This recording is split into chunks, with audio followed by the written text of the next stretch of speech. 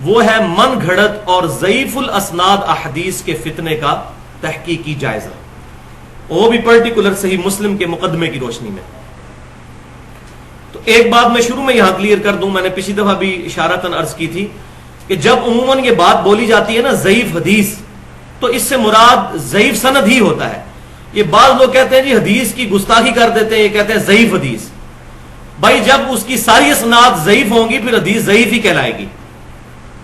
تو یہ دونوں ایکویلنٹ ورڈ استعمال ہوتے ہیں۔ البتہ اگر کبھی ایسا ہو جائے کہ ایک حدیث کی ضعیف سند ہو پھر اس کی صحیح سند بھی مل جائے، پھر ہم اس کی سند کو ضعیف کہیں گے، حدیث صحیح ہوگی۔ مثال کے طور پر سنن نبی داؤد میں ضعیف سند کے ساتھ یہ حدیث موجود ہے کہ نبی صلی اللہ علیہ وسلم نے فرمایا کتاب النکاح چیپٹر میں، اگر میں سجدے کو جائز سمجھتا تو بیویوں کو کہتا کہ اپنے خاوندوں کو سجدہ کریں اس حق کے سبب جو اللہ تعالیٰ نے ان کو دیا ہے۔ اس کی سنن نبی داؤد میں جو سند ہے وہ ضعیف ہے، لیکن یہ حدیث صحیح ہے کیونکہ اس کی صحیح سند سنن ابن ماجہ میں موجود ہے۔ تو اگر کسی حدیث کی صحیح سند مل جائے پھر وہ حدیث صحیح حدیث کہلائے گی، اس کی سند کو ضعیف کہا جائے گا۔ لیکن اگر کسی حدیث کی کوئی سند بھی ضعیف صحیح نہ ملے پھر اس حدیث کو بھی ہم ضعیف کہیں گے، وہ حدیث تو ہوئی نا۔ تو یہ بات شروع میں کلیئر کر لیں۔ اب امام مسلم اس کو کنکلوڈ کر رہے ہیں۔ امام مسلم فرماتے ہیں ہم نے حدیث کے راویوں کے بارے میں اہل علم کا کلام، ضعیف راویوں کی جو تفصیل بیان کر دی اور ان کی روایتوں کے ساتھ جن عیوب اور نقائص کا ذکر کیا وہ صاحب فراست کے لیے کافی ہیں۔ اگر وہ تمام تنقیدی اقوال نقل کیے جاتے جو راویان حدیث کے متعلق علماء حدیث نے بیان کیے ہیں تو ہماری کتاب بہت لمبی ہو جاتی۔ ائمہ حدیث نے راویوں کا عیب کھول کر بیان کر دینا ضروری سمجھا، اور جب ان سے اس کے بارے میں فتویٰ لیا گیا تو انہوں نے فتویٰ بھی دیا کہ عیب بیان کرنا ضروری ہے، اور یہ بڑا اہم کام ہے کیونکہ دین کی بات جب بھی نقل کی جائے گی وہ تین چیزوں سے خالی نہیں ہوگی۔ یہ جناب اب پھکی آ رہی جو کہہ رہے ہیں ضعیف حدیثیں بھی لے لی جائیں، اعمال کے اندر فضائل اعمال اسی بنیاد پہ لکھی ہوئی ہے نا۔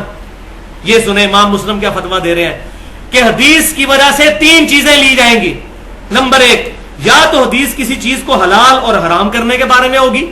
نمبر دو، یا حدیث کسی نیکی کے بعد کے حکم اور کسی برائی کی ممانعت کے لیے ہوگی۔ نمبر تین، یا حدیث ترغیب اور ترہیب کے لیے ہوگی۔ ترغیب کیا؟ نیک اعمال کے فضائل بیان کر کے لوگوں کو قائل کرنا، اور ترہیب وعید بیان کرنا۔ تو کہتے ہیں ان تینوں معاملوں میں حدیث ہوگی، لہذا حدیث صحیح ہونی چاہیے۔ اس بات سے پتہ چلی کہ فضائل کے اندر بھی ضعیف حدیث امام مسلم رحمۃ اللہ علیہ کے نزدیک ایکسیپٹیبل نہیں ہے۔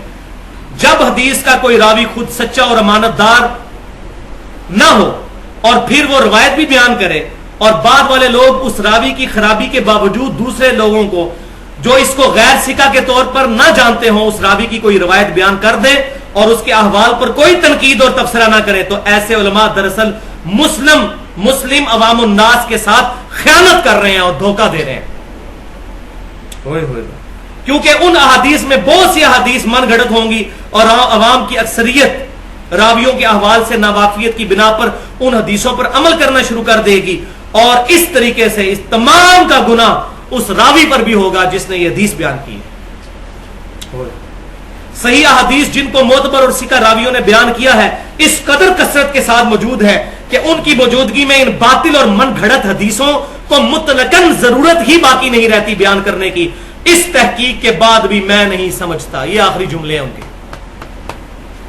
وہ کہتے ہیں اس تحقیق کے بعد میں یہ نہیں سمجھتا کہ کوئی بھی شخص اپنی کتاب میں مجہول، غیر ثقہ اور غیر معتبر راویوں کی احادیث نقل کرے گا، خصوصاً جب کہ وہ حدیث کی سند سے بھی واقف ہو۔ اور اب گاڑا فتویٰ کہتے ہیں ہاں وہ شخص وہ اس طرح کی حدیثیں بیان کر سکتا ہے سوائے اس شخص کے کہ جو لوگوں کے نزدیک اپنا کثرت علم ثابت کرنا چاہتا ہو اور اس مقصد کے حصول کے لیے باطل اور من گھڑت اسناد کے ساتھ احادیث پیش کرنے میں ذرا بھی خوف اور ہچکچاہٹ محسوس نہ کرے تاکہ لوگ اس کے وسیع علم اور زیادہ حدیثیں جمع کرنے پہ اس کو بڑی داد دیں۔